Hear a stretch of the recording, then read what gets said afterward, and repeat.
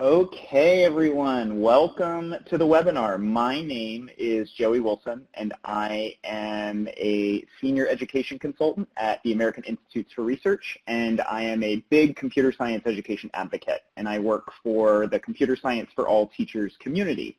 Today, you're going to be in a webinar around virtual reality and augmented reality in the classroom, which is a really incredible and exciting topic. And I know Donald and the rest of the panelists are going to talk a lot about this, and we want to make sure you have time for questions and everything else. But I just also wanted to share that I had a really cool opportunity in May to go to Seoul, South Korea, and go to the Augmented Reality Museum there, which was amazing. And there's a link in there later on that we'll share that has a link to there. But I just had to put that out there that I personally am very excited about being on this call. Just a few housekeeping rules on here. If you have questions, feel free to throw them into the chat box. I'm going to be monitoring that, and I'll jump in and out if you have questions. You can also raise your hand. There's a little sort of person button that you can raise your hand for, and when we get to a point, if you want to verbalize your question, that will unmute you, and we can have questions that way, or feel free to throw them into the chat box. But without further ado, I want to pass it over to Donald, who is one of the CS for All Teachers community's teacher ambassadors. And with that, I'll hand it over to him. My name is Donald St. Germain, and I just want to add on to what Joey just said. Thank you all for being here tonight. I truly appreciate this opportunity that you guys are willing to spend your time with us this evening. So as mentioned earlier, the name of this PD is talking about virtual reality and augmented reality in the classroom and how we can connect in VR and AR to CS concepts and beyond. Before we begin, just once again introduce myself. My name is Donald St. Germain. I'm currently a high school teacher at Wings Academy in New York City, where I teach ELA and a mixture of CS courses, including AP CSP. We have several panelists who are with us tonight. Jordan Buda-Santoso, founding CS teacher at Washington Leadership Academy. Amy DeMarco, co-owner of Aquila Education, a former New York City DOE teacher and administrator. Luzmea Diaz, program manager at Facebook TechStart program. And Hassan Karuni, engineering manager at Facebook at EdMod Labs. I believe we also have one more person joining us from the Facebook team, Ashana, who will be speaking tonight as well. So real quickly before we get started into the presentation and the discussion tonight, we're talking about virtual reality and augmented reality. Just really want to clarify what is the difference between the two and what does it look like in the classroom. So to start off, I'm going to show this quick video that gives an example of what this looks like in a classroom per se. At Chandler View Elementary in Omaha Public School District, a pair of goggles is a ticket to an educational adventure. Tell me if it gets too tight on your head. Do you find the planets? Yep. And the astronaut? Yep. Okay, and you can go walk around those. While these kids can't necessarily pronounce these, can you see them? the HoloLens are showing these students augmented and virtual reality. Virtual reality, most of us are familiar with. You put on the glasses and are taken to a completely different place. It could be that they're going under the ocean, or maybe they're looking at the pyramids of Egypt. It made me feel like I was gonna fall, and it was very cool because it was like an experience that I've never had before. Augmented reality is a mix between what's real and what's virtual. Content can be accessed by scanning or viewing a trigger image. That creates a subsequent action. This action can be a video, another image, 3D animation, games, a code. You get the idea. You walk, you have like a little kind of glasses type. And when you walk, there's like a little astronaut right here. And if you press on it, it goes like, hello. Programmers built lessons into the objects the students encountered. They added them before we could use them, and so then we could see them. And when you walk over here, there's a planet. It has rings and it has like 2 moons. The process is boasted as transformational and engaging, especially for visual learners. But educators do prepare for possible side effects for kids trying AR and VR for the first time. There's some very real feeling experiences that they might have that might bring up some emotional things in the past. It could be a natural disaster that they're experiencing inside it. It might be something that triggers some emotions that maybe they wouldn't be prepared for. So you just have to be mindful of that. All of this as we get a glimpse of the future of education. In the classroom at Chandler View Elementary, Lindsay Thies, Action 3 News.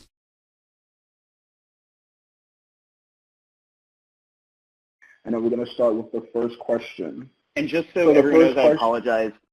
Donald, just hold on for 1 second. So I apologize about that. Some people were able to hear the video. So if you are listening via your computer, you could hear it. But if you called in, you couldn't hear the video. So apologize for that confusion and sort of voiceover on there. I did put the link to that video so you can take a look at it after the fact in the chat box. Also, and for everybody who is in attendance tonight, the webinar will be recorded, and the access to links and all the resources that are being discussed and shared tonight will be made available so that you all have access to it. So like I said, Joey just mentioned she posted the link to the video in the chat, but once again, we will make sure you guys have access to all the other material.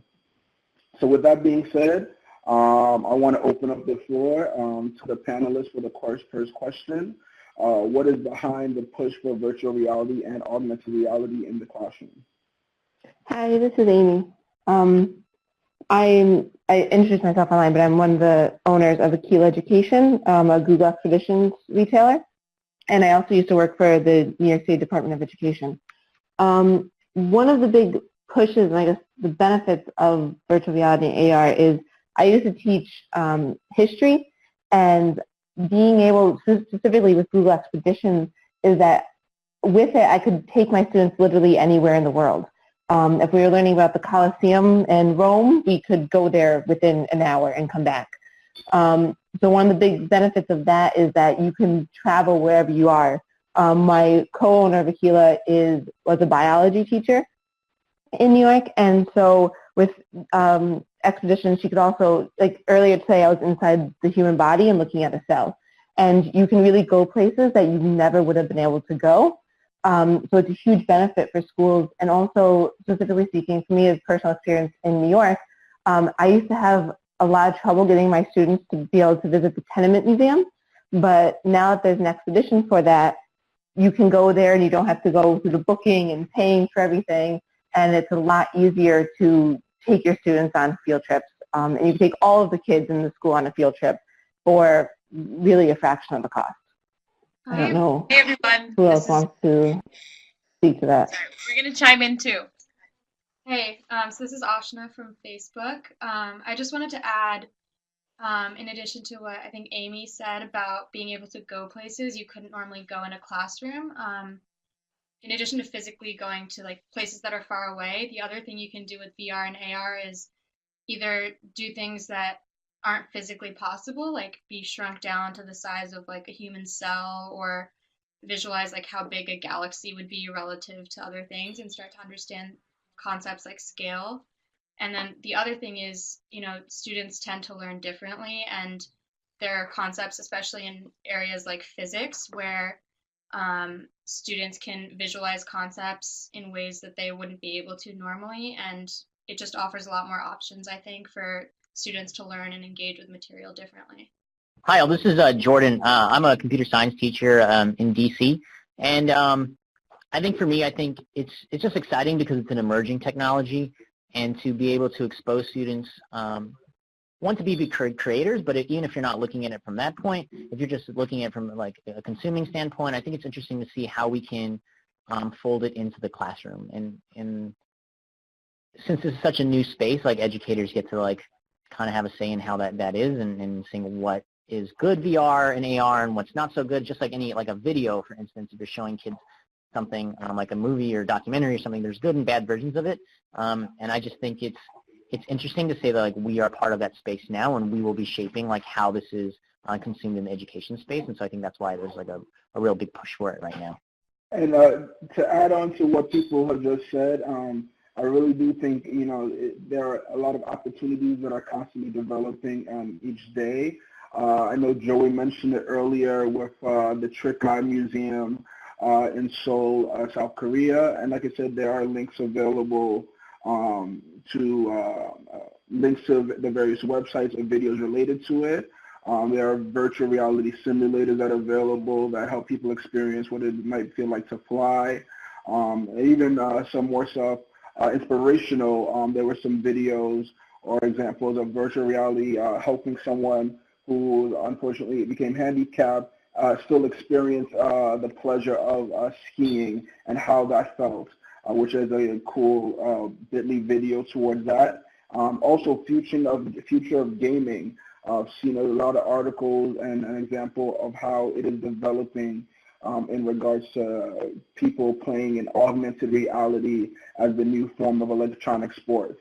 It was mentioned as we were prepping for this webinar, how in the Olympics right now, I believe they're making almost over 40 to 50 hours of content available in virtual reality to enhance the experience for the audience. And even some NBA players, I know it might be interesting for some of our students who are huge sports fans, that some of the athletes who they look up to are using virtual reality to help practice and simulate the emotions and the game speed that they need to prepare for their daily jobs as professional athletes. So with all that said, there are questions in regards to why are virtual reality and augmented reality not as prevalent in the classroom. Recently, there was the 2016 Samsung released a survey, which you guys should see a visual of, that shows various perspectives from the data from the survey, including 70% of the teachers say that virtual reality helps their students better understand learning concepts, and also shows that 42% of high school teachers grades 9 to 12 would like to use virtual reality to tour college campuses to encourage students to pursue higher education. Also allows greater collaboration and increase in student motivation. So I want to open the floor back up to the panelists once again.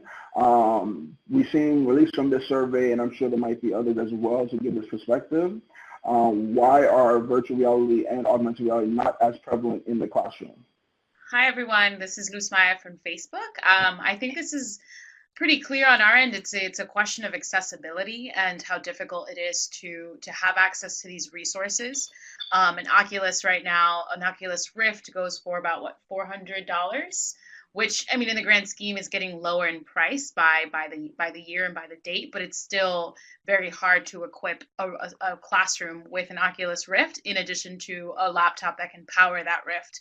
So I think it's a matter of accessibility. Although there are opportunities where I think someone from Santa Fe just said that they use a Google Cardboard, which is a good in-between to have an experience in virtual reality using a Google Cardboard, which is pretty feasible to get within $5 to $10 range. So there are other ways. It's not the same experience, but I do think that it's a question of accessibility. Anybody else on my team? Yeah, I mean, I think there's also an extent to which VR and AR in the classroom are not super well understood, and I think this is something we'll dive into a little later, but I'm sure a lot of teachers don't really know exactly where VR and AR might fit specifically into the curricula that they already have. I think a lot of us have the sense that it would be helpful, but where it actually fits, like to what extent it's supplementing versus replacing existing materials, is difficult, and I don't think there are a lot of lesson plans out there right now for teachers to use, so it's a huge investment both financially and time-wise for teachers. Yeah, I just want to add what both of you guys said. I would definitely agree with that. Sorry? No, I said all yours. Sorry, go ahead, Donald. No. I just want to second what you guys said. Definitely the accessibility, like you said, the prices range from the HoloLens, Oculus, all the way down to the cardboard. But also, even with the cardboard, not all cell phones work. They still need to have a gyroscope and accelerometer. So even if you do a bring your own device thing at your class in your school, not all students might have a cell phone that is accessible and that will work with virtual reality. And then also, same thing, the idea of how to actually use it in the classroom. It's a great tool, but if it's not used properly, it'll just be some fun gimmick that they use once and that cannot be consistently used again in the classroom. So I think it's really important that teachers know how to structure the lessons and create lessons around it, and not just that it's a virtual reality, that we're going to be playing with this thing for today that's used in an educational manner. I think those are Go all ahead, great Donald. points that were mentioned. Thanks for the segue. I think those were all great points that were mentioned.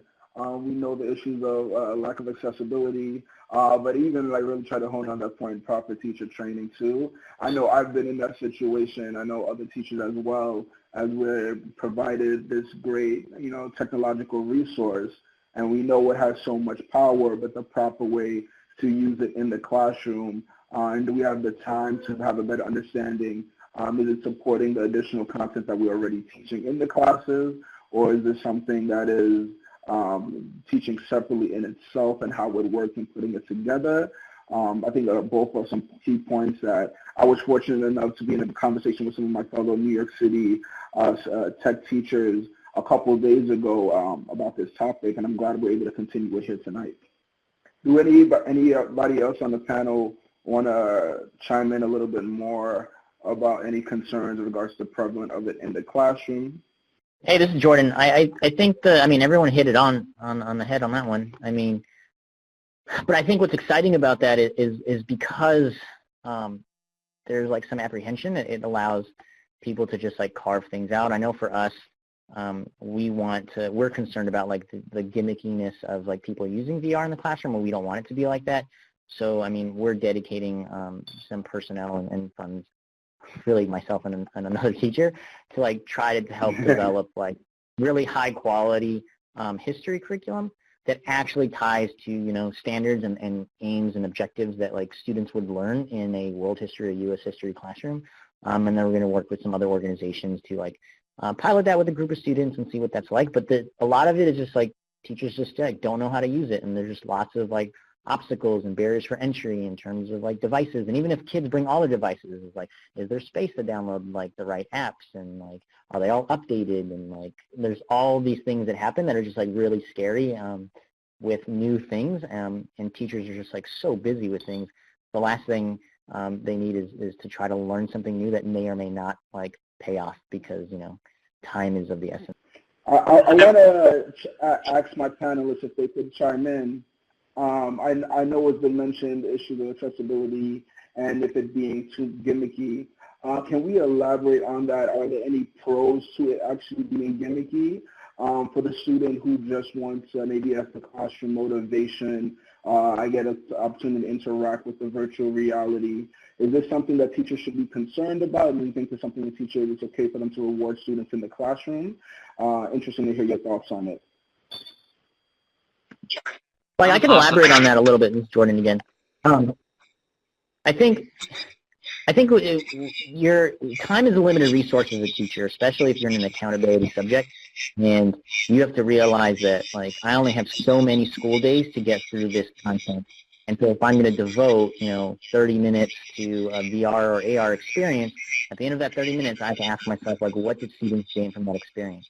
Now, if I'm just saying it was a hook, and I just got kids interested so that way we can talk about and dig into highly rigorous content, then that's the decision I'm making. But I think what some teachers are saying, I can only do so much VR where I'm giving up this essential class time to start digging through texts and point of views and all of those things, and that's where I think some teachers might have apprehensions of, how do I increase the rigor of my class but still make it fun and engaging and doing a lot of these tech forward things.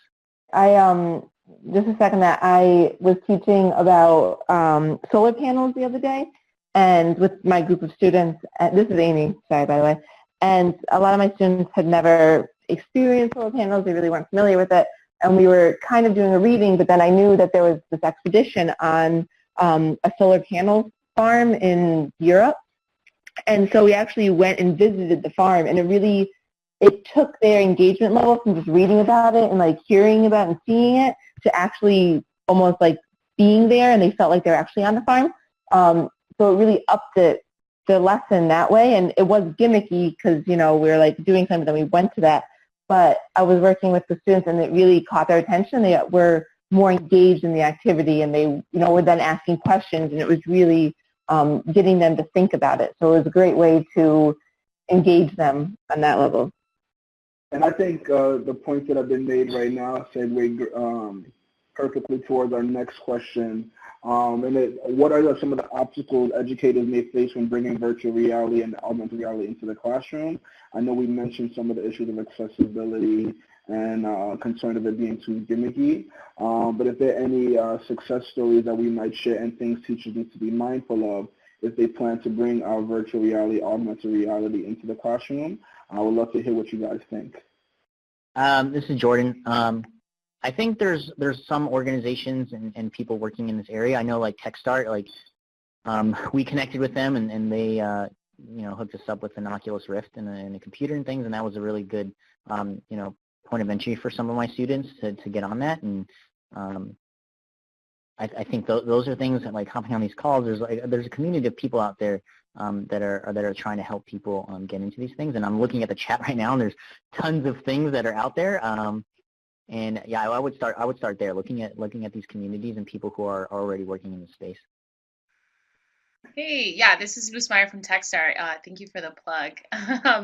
I think one of the I think for one is for the educators, and especially for those that are not necessarily CS teachers or tech experts, is really understanding the technology before you bring it into the classroom, because I think that's going to sort of shorten your time of just setting the stage for your students. And I think Amy talked about packaging it really well within your lesson, which is another really good way to seamlessly kind of add it into your day. I get that for accountable subjects, it's really difficult. Testing, high school, it's a tough time. And I think that as long as we package it as not necessarily a distraction, but a part of the creation of your subject, or like adding on to the elements of your subject, it's going to end up a little bit more successful, because maybe the students that are not necessarily as engaged might be engaged. Also, one thing about TechStart, just to plug it in really quickly, we've added a bunch of resources for teachers that you can see on our site. So we have 5 projects that implement some sort of technology and creating a project using an emerging technology. And we try to sort of figure out how we can fill in the information gaps for our teachers to be able to implement them outside of CS classes. So that's something that could be helpful. But I do think it starts with understanding the technology for the teacher to be able to implement it in a successful and seamless way. I'm Hassan. I'm here with the Facebook and TechStart team too, and I think we've talked a lot about what obstacles look like. Just summarizing some, I mean, costs are high, the equipment can be difficult to set up. We talked about gimmicks and so on. One thing that relates to the previous question and this one, though, that hasn't been brought up is I think it's really important to remember that VR and AR are still very early. Like, if we compared this to the days of, say, the internet, I'd say we're kind of in like the early 2000s, maybe even the late 90s. Like, these technologies became consumer oriented just a few years ago. And I think they still have a long way to go. Like, but what's kind of complicating the space, especially in education, is that a lot of media sources are, I mean, kind of just hyping up the technology a lot more than we are, for example. I mean, we think that it's a technology that's exciting, it has a lot of potential, but it's definitely going to take the work of not just us, but also excited educators and students who want to figure out like great ways to work with this. So I think it's just important to keep in mind that there's a lot of hype, but it is still early with both of these technologies. We also see that there's a question about a cost to TechStart. Yeah, there's no cost to TechStart. We do have state agreements where those schools that are part of our agreement do receive equipment, but all of our projects and resources are open sourced on our site. So I can add those details in the chat when we're all set. So anybody can go on our site right now, look at our projects, and download the resources if you would like. Just one more thing to add to what Hassan was saying about VR and AR being early is, I don't think we've said this specifically or explicitly, but content is also very early for VR and AR. It's pretty slim pickings in general. I mean, Google Expeditions is obviously one of the programs out there that has specifically curated educational content. And if you're like Amy, I'm sure sounds like she has a really great understanding of what expeditions are out there and how to plug them into her lesson plans. But that's also a time investment from teachers to know what content is out there and oftentimes be creative with how it might fit into something you're teaching. So that's another thing. But, I think creators and people in the VR space and teachers are all getting really excited about VR and AR in the classroom. So I think there's a lot of great things to come, but it definitely takes time to figure out what's out there and how you can use it. Yeah, and last point there is just thanks to all the teachers and educators that are here in the chat. I mean, we're saying that it's early, but you guys are thus like part of the movement and the pioneers that are making it happen. So it's awesome that you're so excited about this, even though there are a lot of challenges. Thank you so much, and also, Joey. I just wanted to jump in with a question from Gordon earlier on that's related to what you were talking about. He was asking how AR and VR is used in industry, if it's used at all to manipulate code in real time. I'm Hassan here. I could jump in on this one. Manipulating code in real time. I've seen some tools that are taking shots at that. I haven't actually seen anything that's very fleshed out. I think that some people are working on it. In industry, I actually see it used a lot more for training situations and scenarios that are incredibly difficult to replicate. So for example, there's one company named Striver that uses it to train athletes or employees at Walmart, for example, to get them ready for Black Friday, because those are instances where it's really hard to build that type of training in the real world, but you can easily emulate it with a 360 video or by creating an environment. Another similar example is with surgery. Surgery is not very easy to practice on a real person or even on models and dummies, but in virtual reality, the cost of all of these things is just the cost to develop it and the cost of the software, which a lot of times is cheaper than actually replicating the scenario. So in industry, I'd say it's mostly being used for training and emulating those high cost scenarios. Hassan, thank you so much for the insight. It's actually very interesting because in the CS for All website, one of our community discussions, our CS APCSP ambassador Deepa was actually raising this question more so to a large respect, computer science. There's so many opportunities available in computer science, so many different curricula that's out there, but in comparison to some of the other core content subjects, and particularly computer science is still very relatively new. So that's an interesting point of view that, with virtual reality, even in the virtual reality and augmented reality, in the computer science world, it's still relatively in its early stages, and we're seeing so much rapid development here and there. But is there that much content that is available for people to use, whether they are a CS teacher or not? And I think this kind of wants to segue to our next question, especially a lot of us are, RCS teachers. How can we engage students in the classroom to better understand computer science through virtual reality and augmented reality? And then there's a graphic that's displayed on the screen with this question. If you don't have the visual in front of you, it just lays out some of the major CS concepts and big ideas that have been shared and created over the last couple of years, regards to creativity, abstraction, algorithms, programming, analyzing, extracting, etc. So I want to open it back up to the panelists for question number 4. Yeah, this is Jordan. I can talk about that a little bit. So in the context of my class, I have students both like create and consume like VR content. They primarily do their programming right now in this web VR framework called A-Frame, and you could just go, I'll put it in the chat box. It's just aframe.io. And students, and we had to do that because our students use Chromebooks, and Unity, doesn't work on those, both processing power and just the operating system. And so they use that, and they program interactivity with JavaScript and things like that. And so if you look at it from that perspective, like kids are doing a lot of like big conceptual computational thinking things like, decomposition and abstraction and writing their own algorithms, and just doing like evaluation things like, should I add this feature or take this off? There's a lot of like iterative and like incremental development when they're building their things. But even when you don't think about that in terms of like the coding and the creating, you could even just talk about like the ethics and impact of technology. I mean, we know that like one of the strengths of virtual reality or augmented reality is just using it as an empathy building tool.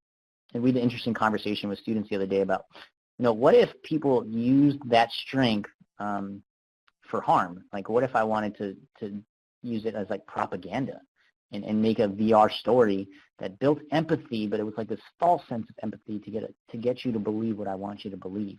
And so those are like really big topics that we can talk about in terms of like how technology evolves and how as a society we then like create policies and awareness and those types of things to really think about, and that ties both to not only just like computer science as a topic, because those are one of the big ideas we talk about, but also just like in other classes and courses.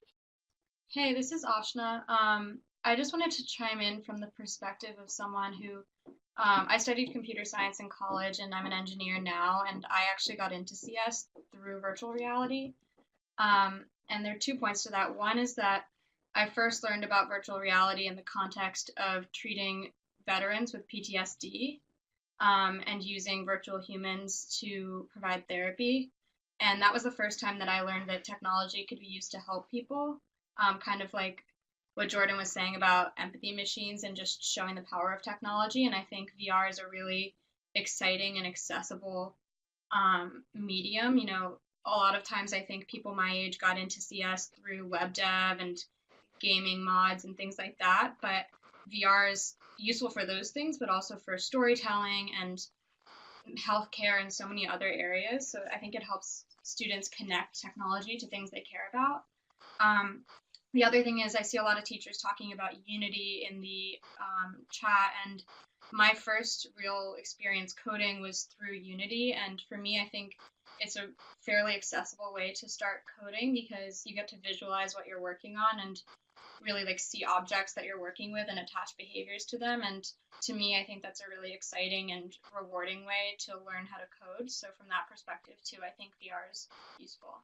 Yeah, I want to add in on that and also talk a little bit about math too. So I think that VR and AR are exciting because, we're talking about how they can relate to a lot of different fields, but also it's important that from the coding side, VR, AR, and really game development in general, they're inherently visual. So instead of typing something into a command prompt and then seeing some output in the same command prompt, it's more like you type something and then you see this object behave in a certain way, which I think is a really powerful way to drive understanding of computer science. But I also think it's not necessarily related to the question that VR and AR are going to do a lot for math.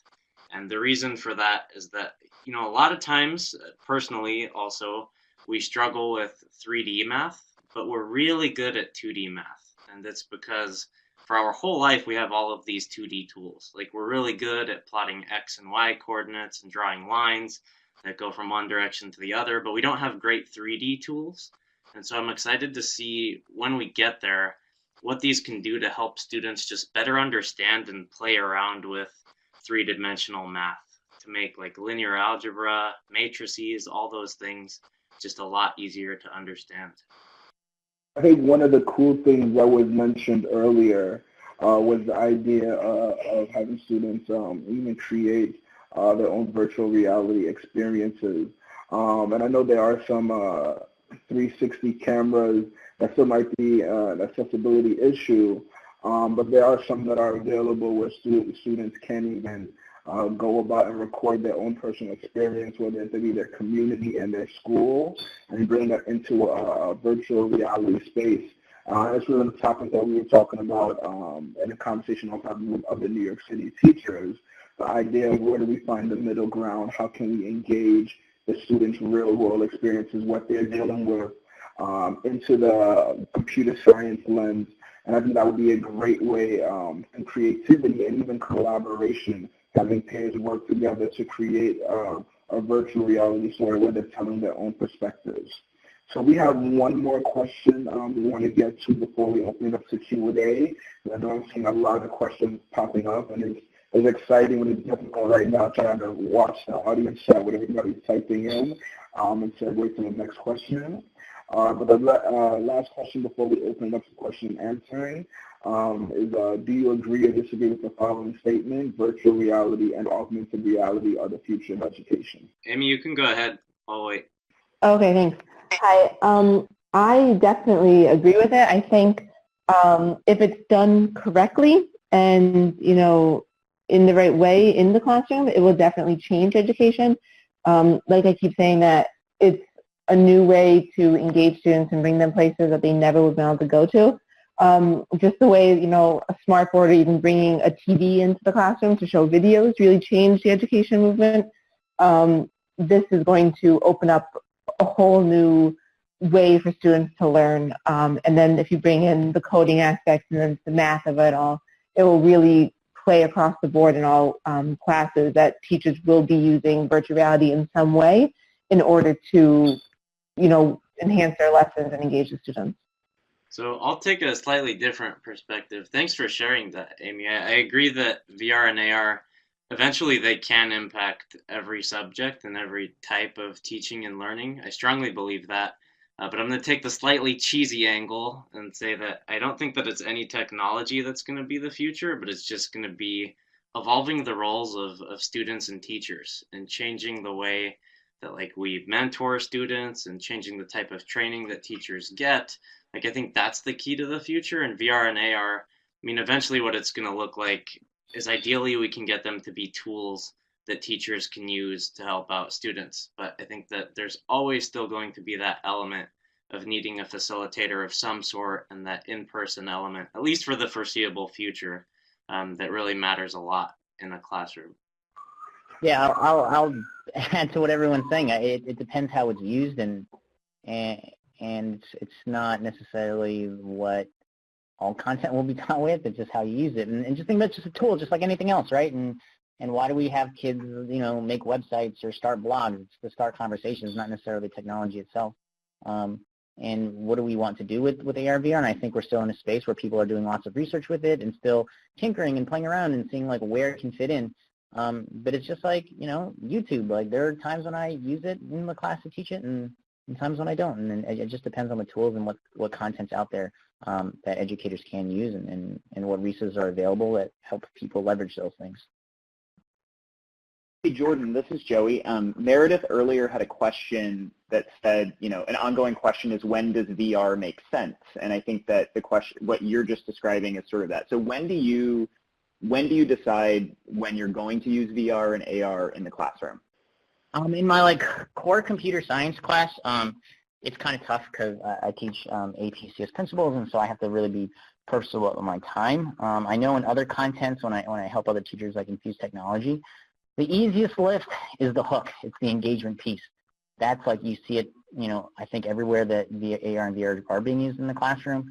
That's usually it. There's a company called Time Looper that has an app on iOS that they do a lot of history content there, and we tried one about Black Tuesday or the stock market crash, and it puts you in this personal first person perspective of this guy jumping out of a window, and it was really, really powerful. The music's great, the animation's great, and it really gets kids to think about what would cause someone to do that. I think that's really easy.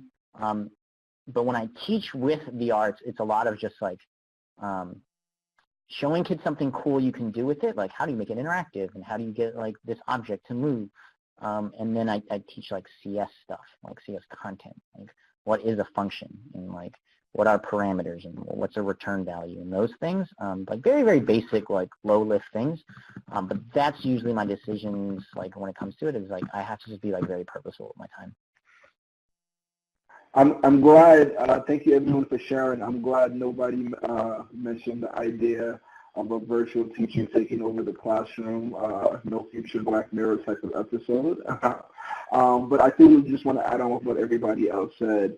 It really does focus on how you plan to use it in the classroom. I do think it offers a plethora of resources and opportunities to provide experiences to have students create their experiences in the classroom using some great technology. We still definitely need that facilitator in the role of the teacher, an educator, mentor, to help guide the students in thinking about the best ways to properly utilize that technology like any other technical resource. So real quickly, it's 8:16. We know we had a bunch of questions that were brought up throughout the chat, and some people still have some questions now. So we want to open up the door right now for questions and final thoughts. And I'm going to swing it back to Joey, who's going to share some of the questions that were asked earlier.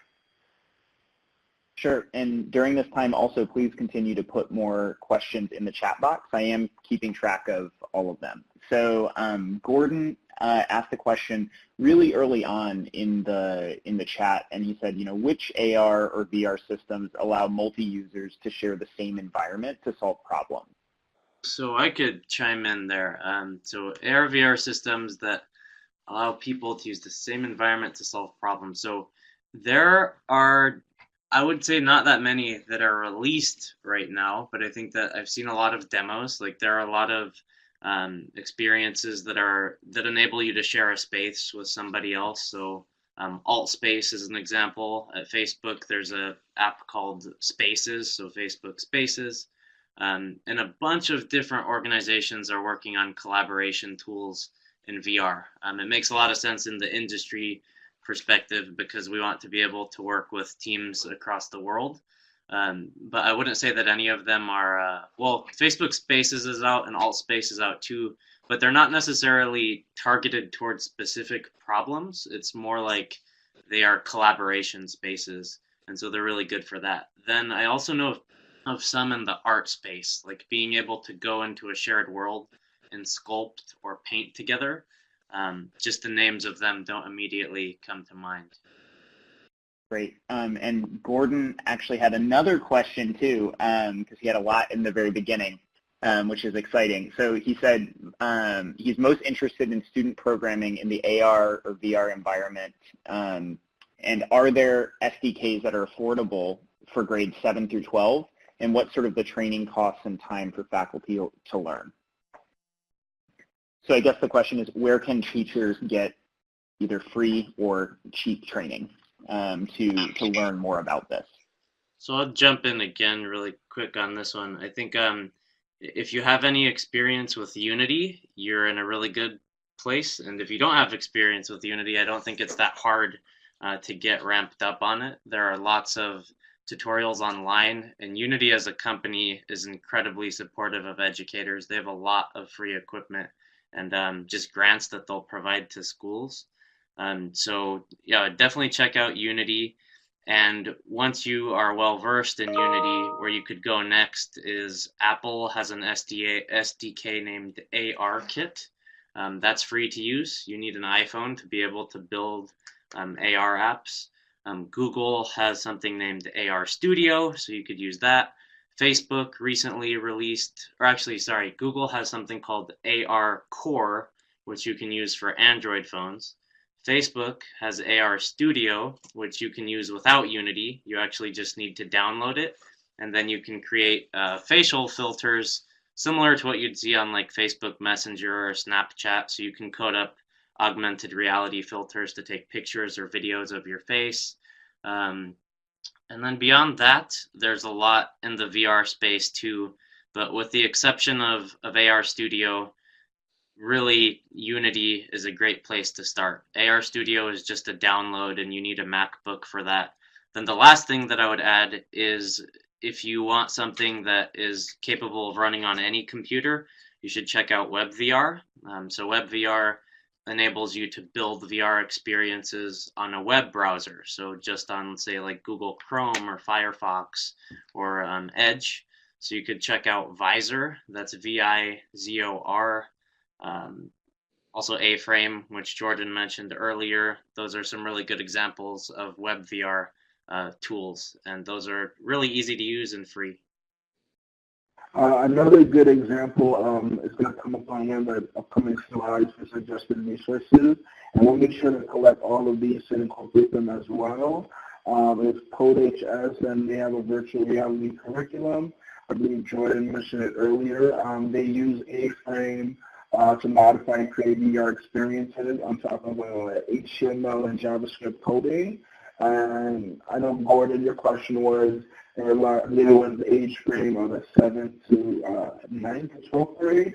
When I spoke to a specialist from CodeHS, they informed me that it is accessible to middle school as well, but maybe some of the more difficult lessons students would need a little bit more of a understanding of some of the geometry concepts that I assume they usually get in high school, depending on where you teach.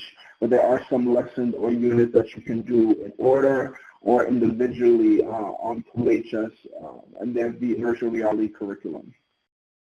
Donald, do you mind if I jump in with another question that someone had earlier? Oh, yes, all yours.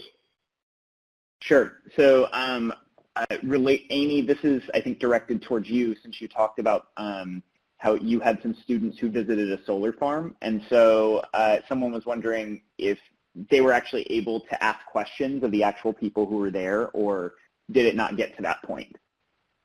What did that look like? So we use Google Expeditions to go to that.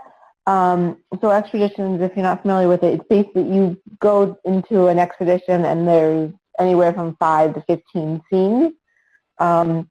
And so you can't actually ask, but you can't interact with the people there with Expeditions, so we did not, but I'm sure there are other ways that you could do that through one of the more sophisticated VR programs such as Oculus or Vive or something.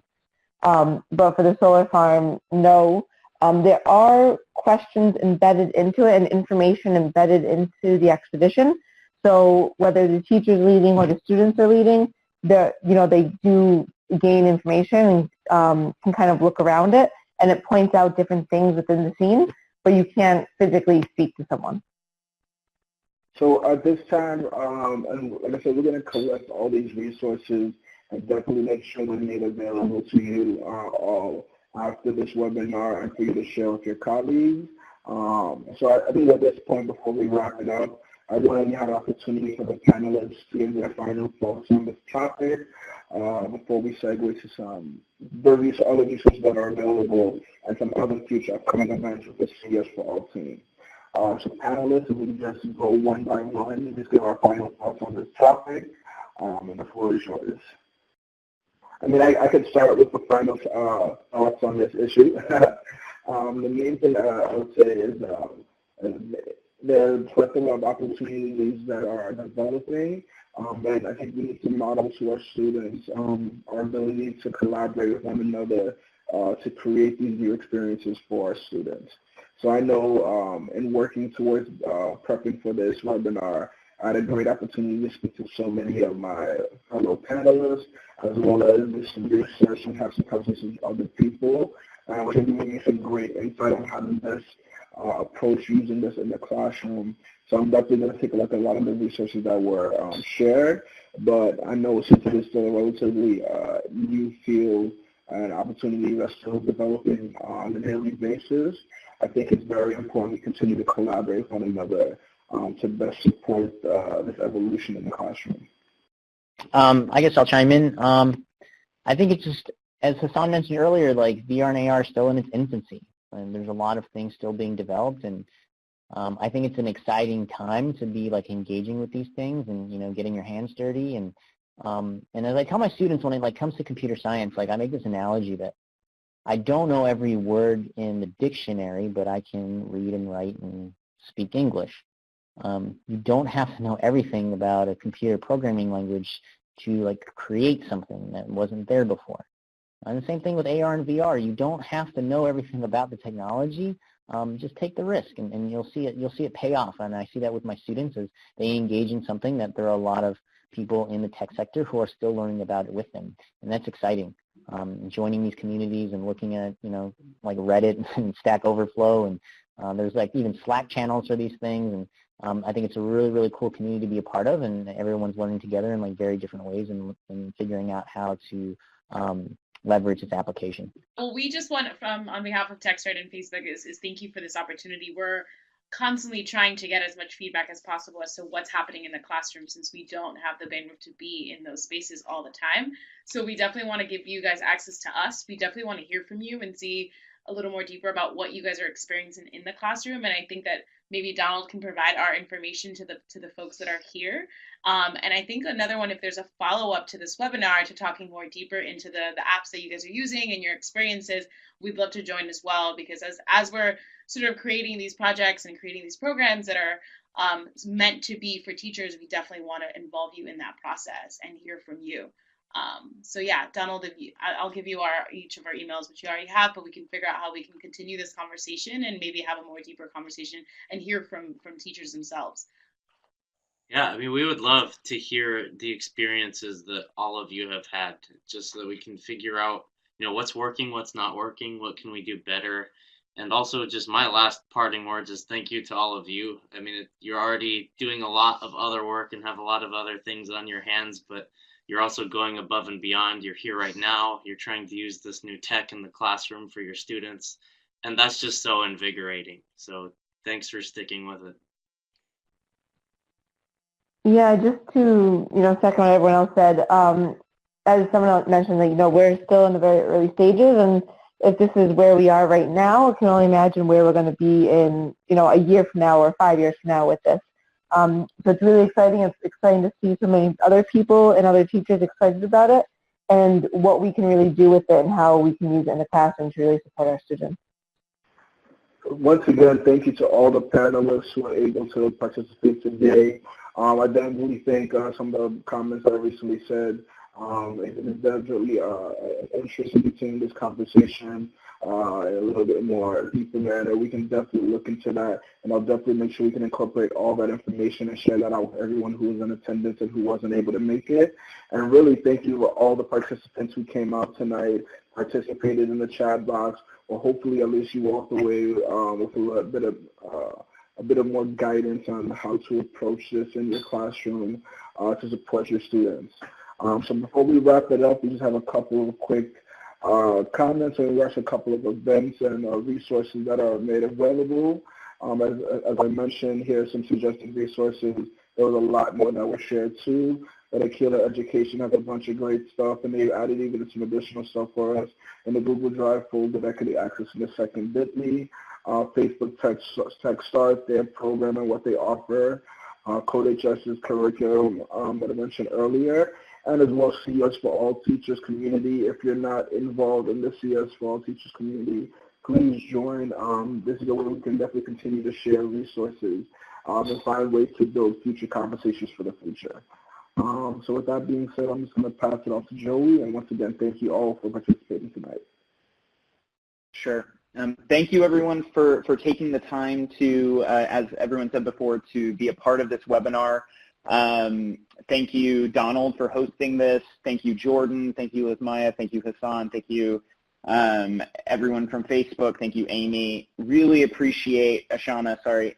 Thank you for the time. A couple things that are coming up. If you happen to be in Baltimore and you're going to SIGSE, which is the Special Interest Group in Computer Science Education, let me know. My email address is jwilson@aar.org. I'd love to meet up and see what we can work on. We also have a couple webinars that are coming up soon.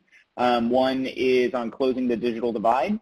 And another in the later month is on AP Computer Science Principles, where we're going to have some readers from the AP Computer Science Principles exam as part of this. And before we get going, thank you so much. When I close out the meeting, there's a survey that pops up. Take 2 minutes to fill it out. We always want to make sure we're providing the best content and sort of format for you. So please just take some time to fill it out so we can constantly improve what we're doing.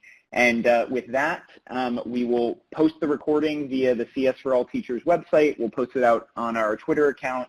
And so all this stuff, including the resources, will be updated on our site for you all to share and take part in. So thank you so much, and take care.